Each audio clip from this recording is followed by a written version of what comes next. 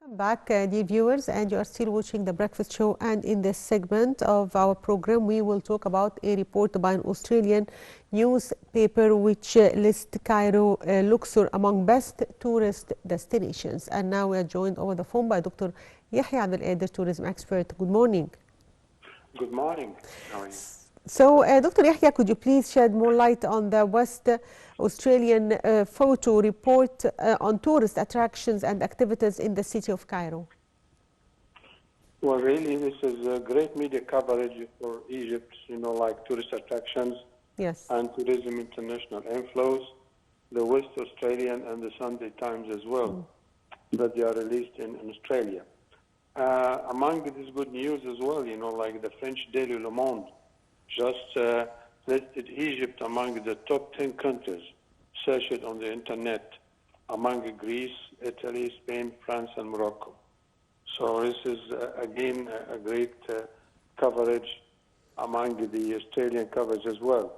And Mr. Kajveli, the United Nations World Tourism Organization Secretary General, he ranked Tiwa among top destinations, sustainable destinations worldwide, because it's eco-friendly, natural habitat, and it has heritage preservation.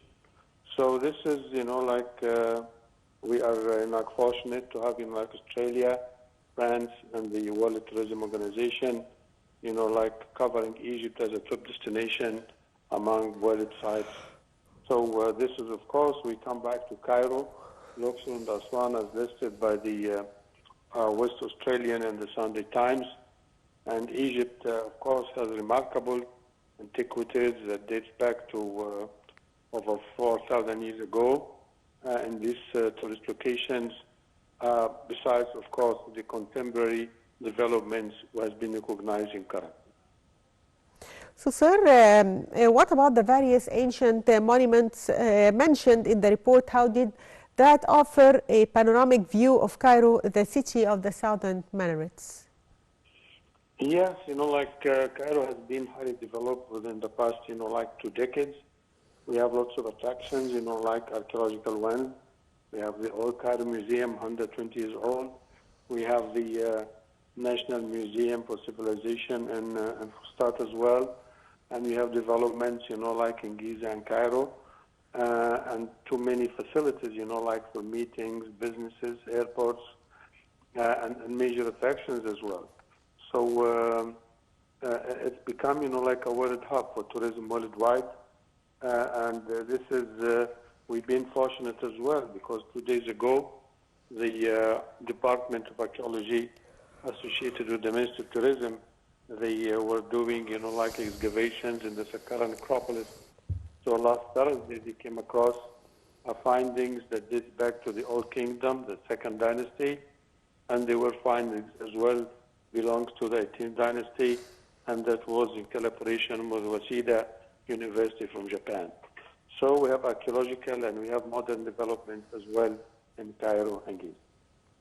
So, sir, also the report referred to the upcoming opening of the Grand Egyptian Museum, which will display the entire collection of King Tutankhamun's treasures for the first time in one place. So, if you would like to shed more light on that and on recent developments in the GEM project. Well, really, this is a great development for, like archaeological and sites, discoveries over the last century, and for tourism promotion worldwide, because the collection, has been, distributed over a variety of museums and exhibitions worldwide. But now, over 50,000 artifacts that belongs to the young king will be showcased and displayed under one roof. And this is a great attraction itself, besides, like the Grand Egyptian Museum, which is iconic because of the collections it has, because the design, and the construction it has in the facilities. So at least you need to spend 2 to 3 days to tour, like the heritage sites and facilities associated with the Grand Egyptian Museum. So, sir, also the report highlighted the abundance of the city of Cairo, including 5-star tourist hotels and luxurious restaurants overlooking the Nile. So how would that help in promoting tourism and increasing the flow of tourists to the city, as maybe we need to open new markets in Australia? Well, you're quite right, because the strategic plan for the Ministry of Tourism and Agriculture is that we reach 30 million visitors by the year 2030. But currently, the hotel capacity, room capacity in Egypt is only 200,000 rooms distributed between Cairo, major metropolis, and Sharm el-Sheikh, Qader, and Marsa Alamein. So the strategy and the policy now is to develop nearly 250,000 hotel rooms to accommodate this figure of upcoming tourism.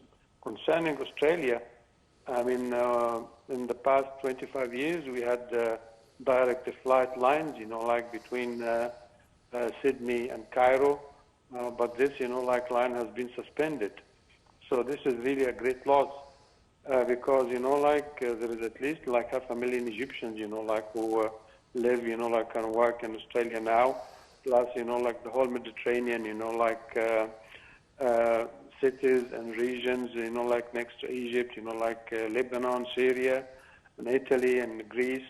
They used to fly this line long time ago, so it's about time that Egypt Air and Qantas, the Swiss Airlines, the Australian Airlines, as well resume it, because that will generate business between an excellent continent like Australia and Egypt as well. So, Dr. Yehya, also the Australian Sunday Times, one of the most famous newspapers in Australia, recommended number of tourist and archaeological features of Cairo, in addition to Luxor and Aswan. So, if you would like to shed more light on that recommendation and its importance.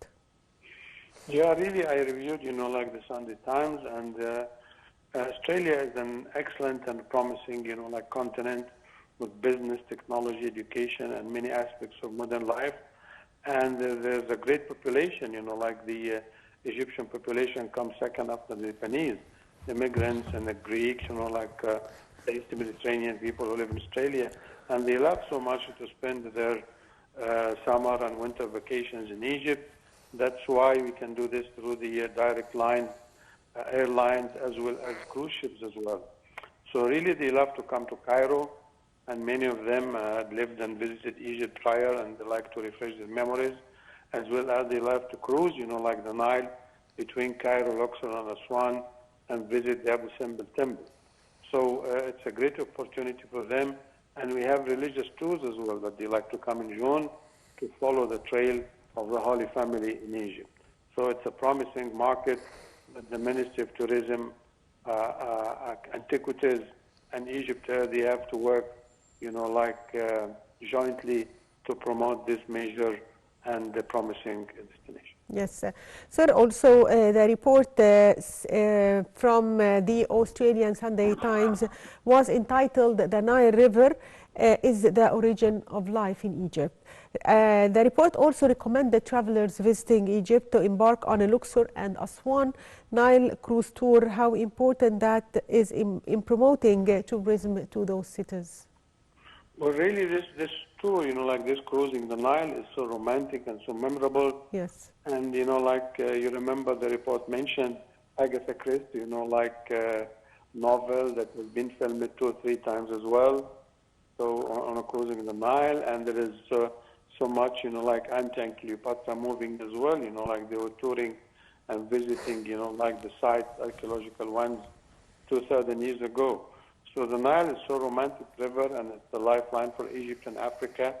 So visitors worldwide, especially from Australia, New Zealand, and Finland, they love to fly to Egypt and, have this short cruise, which is 4 nights, 5 days, or the long one, 7 nights and 8 days. And really it's so memorable that many, promotions of tourist offices and airlines and cruises, they promote it for visitors worldwide to come and enjoy this once-in-a-lifetime tour. Yes, I'd like to thank you, Dr. Yehya Abdul, tourism expert. Thank you, sir, for being with us. And by that, dear viewers, we come to the end of today's edition of the Breakfast Show. Thank you for watching.